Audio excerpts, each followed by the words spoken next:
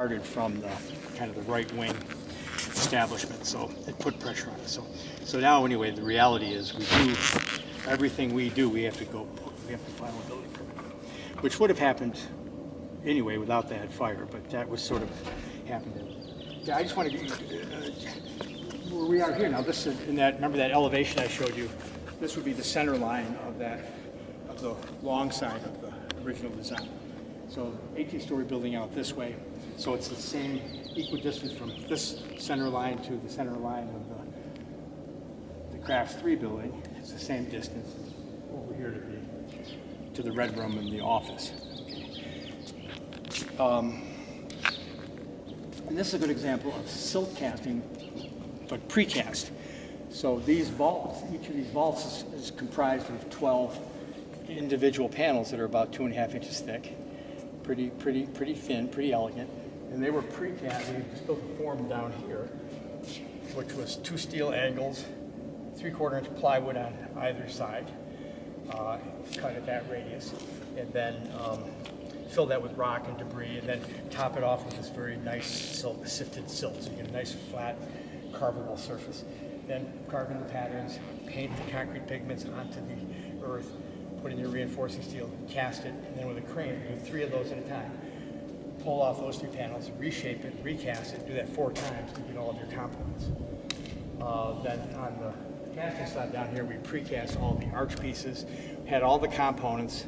By summer of 71, we had it pretty much together. 72, then we built the scaffolding, and just with the crane, we erected everything and welded it. So the function of this space was really a precasting slab. And this was to be, see these haunch pieces up here? Those projections that come out? Those are there to hold a steel ivy on both sides as a track for a 2-way overhead crane. So the idea was to have this automated where we could come into any one place, pick up a panel, take it out that way, take it to a crawler crane. So we were producing here. And much like the ceramics studios in the absence, this is a really nice sunlit winter work area, and it's shaded during the summer. So this was mainly a precast plant, but it's been used for dinners and parties and concerts and all of that. Through those doors was the wood shop on that side, and then over here was the metal shop. Up there was the drafting room, and then up here was the library. Now all these functions have changed, but there's been many functions through time. We're not going to go. We'll have probably morning meeting out here or over there, but that's the lab building, which is basically a wood shop and some metal shop back in the area now. The housing units on either side, right, all those panels were all precast here again on this casting slab and then moved over into position.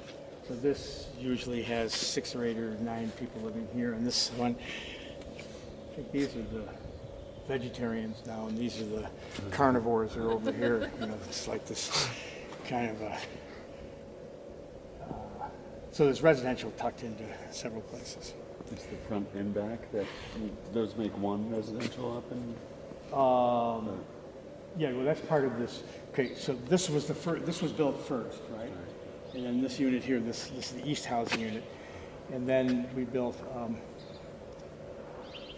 That's part of this crescent that comes around this way. You've walked over there on the amphitheater. Right. So that's residential, yes, now, at the second and third floor levels. How you doing? Good, thank you. How are you? I thought you looked familiar there. Yeah, I just kind of followed in. I trying to figure out how to announce my rent. Well, we're having morning meeting at 11:45, so come to that when you 11:45, and you can announce your presence.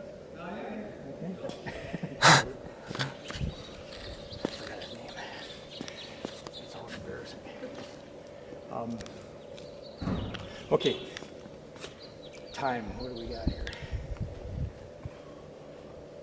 Oh, 10:30. Okay, what I want to do is, after lunch we'll meet inside, right? We still have an hour here so I want to get kind of talking a little bit about what else we'll talk about after lunch, which is the geology, the geography, the prehistory of the area, okay? You guys all right for this right now? You can handle it. I want to see what is it here right here? It's a D3000. 3000. I have a D50 or D40 or something. I keep seeing the Nikon strap, and I'm trying to see what you got.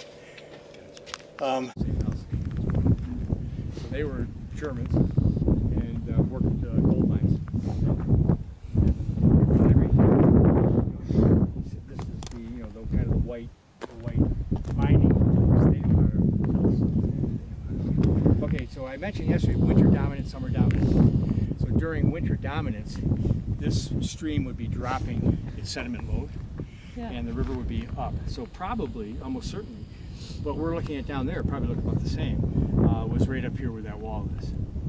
So they were just, all they had to do was divert, make a small dam, and with a baffle board they could divert water into the channel. After 1850, all this down cutting occurred, but it'll come up again.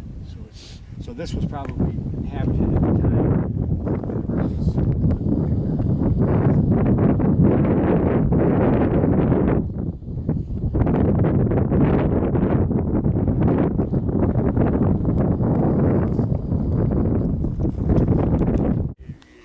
The Hopis, most of the Pueblo people, they're very aware of kind of witches and stuff at night, so they tend not to go out at night. You're inside and get out of the weather. So all the work you're doing would be on the roof. You'd be doing weaving up here and doing ceramics, and you'd be doing that on the roof, drying fruit and apricots and stuff like that. So every room will have this has not been excavated. This is the sign of pot hunting. So a corner, when you see a corner dug out, that's usually a thief. And the reason they always go to they dig out these corners is that statistically, when those roof systems collapse, you have a chance of protecting something that's in the corner, whether anything in the middle will be smashed. And also, culturally, the Hopis today, they keep valuables always in these corners. So that's where the pot hunter will go.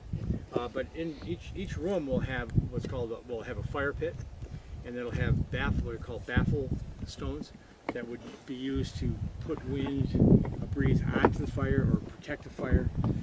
The hatchway is just a smoke hole.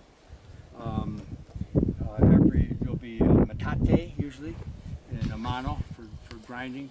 They have another artifact for this region is called a cyst, and that would be one of these large bowls that would be buried in the floor, and that's where you would store all your stuff you're preserving from the summer season.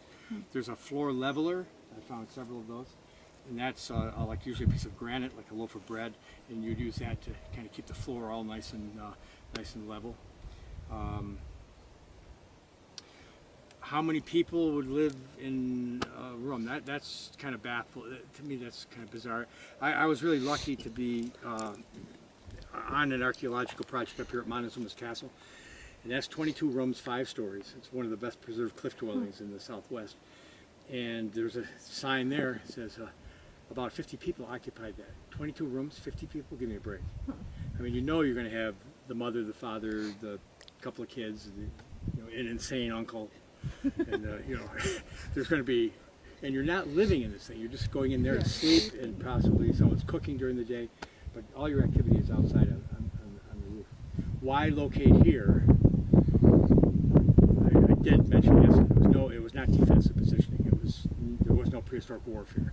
So when this was occupied, it was if the sun were out today, it would be pretty obvious.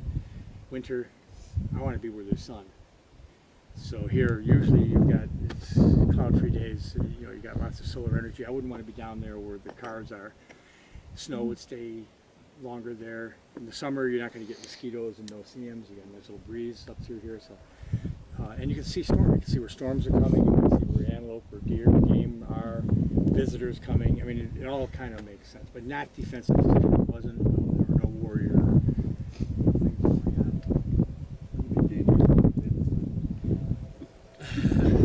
That's funny because outside of the foundry,